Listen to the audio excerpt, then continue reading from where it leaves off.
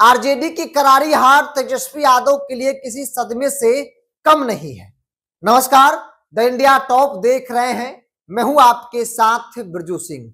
RJD महागठबंधन की करारी हार हुई। आरजेडी की बात कर ली जाए तो आरजेडी 25 सीटों पर सिमट गई। तेजस्वी यादव सरकार बनाने का दावा कर रहे थे, लेकिन जनता ने सब कुछ पलट दिया। परिणाम के बाद तेजस्वी यादव को लोग खोज रहे थे कि भाई तेजस्वी यादव कहाँ है। तेजस्वी यादव ना मीडिया में दिख रहे हैं, नहीं अपने तमाम सोशल मीडिया प्लेटफॉर्म पर वो कुछ पोस्ट कर रहे हैं। राजनीतिक तौर पर सवाल भी खड़ा हो रहा था कि क्या तेजस्वी यादव को वाकई में सदमा लग गया है, क्या तेजस्वी यादव मीडिया में आने से डर रहे हैं या फिर कोई और बात है, अपनी हार को स्वीकार क्यों नहीं कर रहे हैं। और देखिए, एक लंबे गैप के बाद तेजस्वी यादव की एक्टिविटी शुरू हो गई है। तेजस्वी यादव अपने आवास पर नेताओं से मुलाकात भी कर रहे हैं और जो शादी कार्यक्रम है उसमें भी जा रहे हैं। और जो तस्वीरें सामने आई है उनके चेहरे को आप गौर से देखिए। वो बेशक किसी शादी कार्यक्रम में शामिल होने के लिए गए, लोगों से मुलाकात कर रहे हैं, लेकिन तेजस्वी यादव का चेहरा देखने के बाद उनके हाव भाव से ऐसा लग रहा है कि चुनावी जो परिणाम आया वो किसी सदमे से कम नहीं है। चेहरे से मुस्कुराहट बिल्कुल गायब हो गई है। कितनी बड़ी हार है तेजस्वी यादव के लिए। तेजस्वी यादव को कितना बड़ा झटका लगा है। हालांकि झटका न सिर्फ चुनावी झटका लगा है, बल्कि परिवार के अंदर में जो विद्रोह की स्थिति उत्पन्न हुई है, रोहिणी आचार्य का अचानक से बागी हो जाना, कई तरह के आरोप लगाना, तेज प्रताप यादव का बागी हो जाना, तो इस बुरे दौर में परिवार के अंदर भी सब कुछ ठीक नहीं है।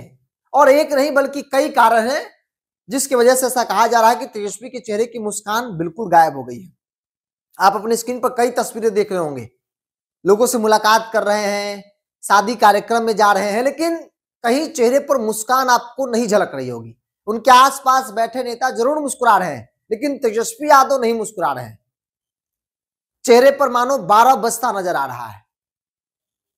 चुनावी परिणाम न सिर्फ झटका बल्कि एक सदमे जैसा है तेजस्वी यादव के लिए। हालांकि कार्यकर्ता भी चाहते हैं कि तेजस्वी यादव को फिर से राजनीतिक तौर पर एक्टिव होना चाहिए, विपक्ष की भूमिका में उन्हें आना चाहिए। विपक्ष जैसे वो आमतौर पर आवाज उठाते रहते थे पहले, उस रोल में उन्हें फिर से आना चाहिए। हालांकि अब धीरे धीरे तेजस्वी यादव घर से भी निकल रहे हैं, लोगों से मुलाकात भी कर रहे हैं, शादी कार्यक्रम में भी जा रहे हैं, लेकिन जो तस्वीरें निकल रही है वो सवाल कई खड़े कर रहे हैं कि तेजस्वी यादव के चेहरे की मुस्कान आखिर गायब होने का कारण क्या परिणाम है या फिर पारिवारिक कलह है। क्योंकि परिवार के अंदर भी विद्रोह वाली स्थिति है। रोहिणी आचार्य को लेकर आप सभी लोग जानते हैं क्या कुछ हुआ लालू परिवार के अंदर। तेज प्रताप यादव और भी बहनें जिस प्रकार से राबड़ी आवास छोड़कर निकल गए, दिल्ली और मुंबई चली गई। तो ऐसे में तेजस्वी की इस बुरे दौर में परिवार के लोग भी साथ देने को तैयार नहीं है। और एक कारण यह भी है कि तेजस्वी यादव के चेहरे की मुस्कान गायब हो गई, तो एक कारण परिवार के अंदर जो विद्रोह की स्थिति है वो भी एक बड़ा कारण है। आमतौर पे चुनाव में हार जीत लगा रहता है, लेकिन चुनाव परिणाम आने के बाद परिवार के अंदर इस तरह का विद्रोह, इस तरह की कलह की स्थिति उत्पन्न होना कहीं ना कहीं, चाहे वो कितना भी बड़ा नेता क्यों ना हो, कितना भी मजबूत नेता क्यों ना हो, वो जरूर अंदर से टूट जाता है, जैसे तेजस्वी यादव टूटते हुए नजर आ रहे हैं।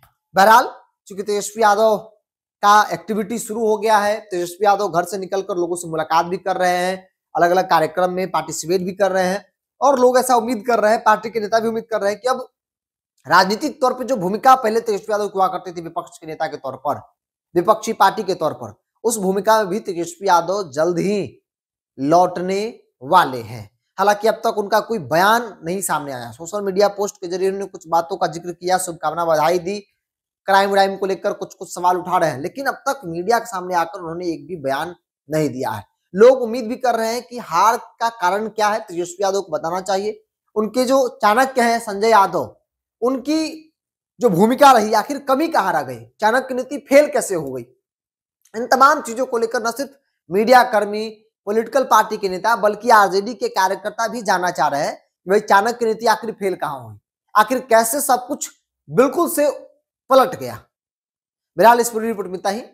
आप क्या मानते हैं, आप अपनी राय को कमेंट्स बॉक्स में रखिए। बहुत बहुत धन्यवाद।